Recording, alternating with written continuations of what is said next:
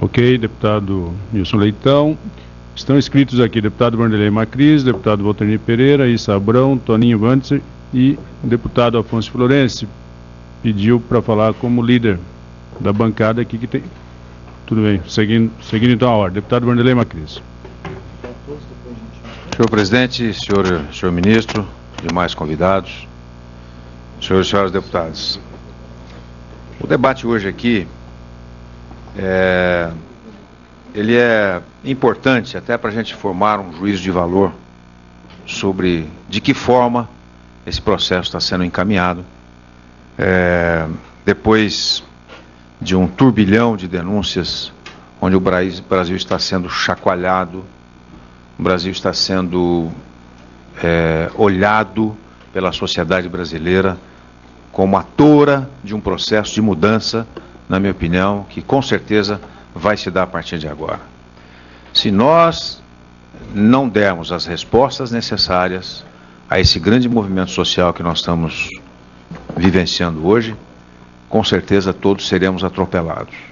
Portanto, cabe a cada um de nós, na sua responsabilidade, de dar a contribuição necessária para que esse processo possa se dar da maneira mais tranquila possível e com resultados, que é exatamente o que a sociedade brasileira espera de todos nós. Eu gostaria, senhor presidente, até de fazer um apelo, se fosse possível, por 5 minutos, nós ouvimos a presidente da Associação Nacional dos Auditores de Controle Externo dos Tribunais de Contas do Brasil, a ANTC. A diretora está presente e gostaria de dar uma contribuição também por 5 minutos nessa comissão. Vossa Excelência decide se é ou não oportuno essa contribuição também para todos nós. Eu gostaria de fazer uma avaliação aqui com o ministro, que é o seguinte: o artigo 16 da Lei Anticorrupção prevê que autoridades máximas de milhares de órgãos e entidades e estados e mais de 5 mil municípios possam celebrar acordos de leniência.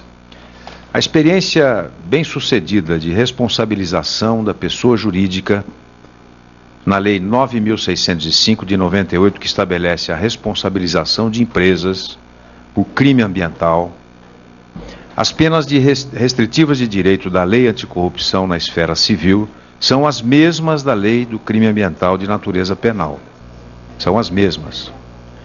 A diferença é que o sucesso da Lei de Crimes Ambientais decorre da atuação do Ministério Público, que pode substituir penas restritivas por multa e suspensão da ação, que deve ser submetido à homologação de um juiz, o que confere, evidentemente, a empresas uma maior segurança, exatamente quando o Ministério Público atua e dá condições a que o juiz possa homologar essa decisão do Ministério Público, portanto, uma segurança maior às empresas.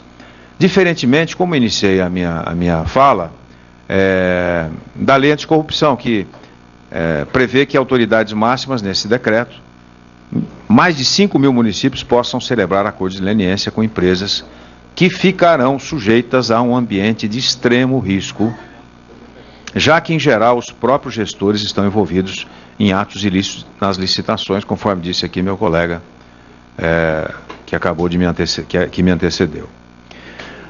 Nilson Leitão. Muito obrigado, deputado. Apenas no Poder Executivo Federal, os acordos devem ser celebrados pelo órgão de controle interno de cada estado.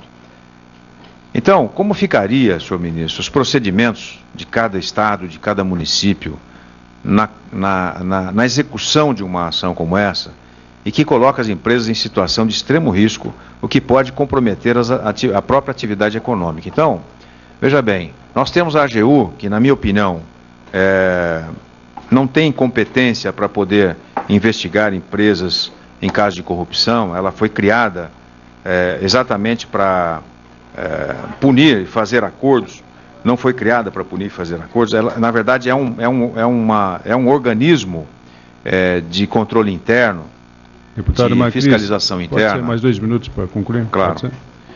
Então, veja, nós temos aí hoje uma situação de extremo conflito, né?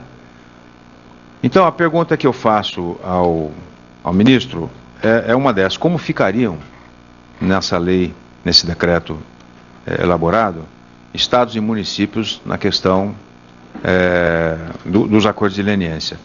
E mais,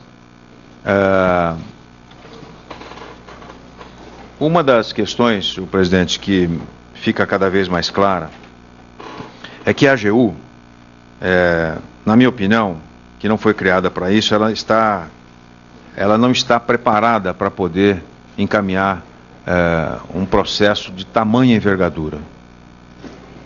Vossa Excelência acha que está? Ou que há necessidade de readequar a AGU para que esse caminho seja trilhado?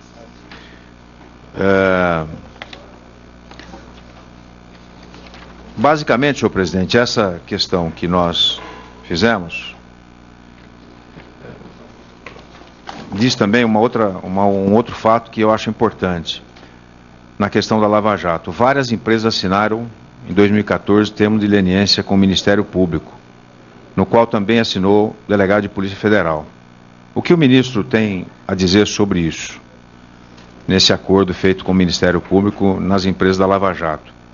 Outra questão, para finalizar, é a seguinte: a celebração do acordo de leniência impede o juiz na ação civil de aplicar a restrição de contratar com o BNDES. Pergunta que eu faço à Sua Excelência é o seguinte: isso é razoável? Seria o acordo de leniência um meio de garantir acesso aos empréstimos do BNDES, que de 2008 a 2014 recebeu 500 bilhões do Tesouro Nacional? É uma outra questão que eu gostaria de fazer. E para finalizar, uma pergunta também ao Dr. Júlio Marcelo, quando ele diz contradição da própria finalidade da lei, temer a punição. Eu achei interessante, quer dizer, é a armadilha que o Brasil vai parar, caso inclusive específico da Delta. Nós não entendemos assim. Eu tenho a impressão que as empresas devam ser punidas dentro de uma lógica legal, capaz de poder finalizar, não só na questão das multas, mas nas penalidades, a aplicação da lei, evitar se manter contrato com o Estado, enfim, eu entendo que isso tudo é razoável ser debatido e discutido, mas não é absolutamente, não se dá como contradição o fato de as empresas serem punidas e, portanto, a armadilha que o Brasil vai parar, como diz o Dr. Júlio, eu acho que é bastante razoável essa afirmativa e até gostaria que ele desse mais detalhes sobre isso. Muito obrigado, senhor ministro. Okay. Obrigado, presidente. Encerro aqui minha manifestação.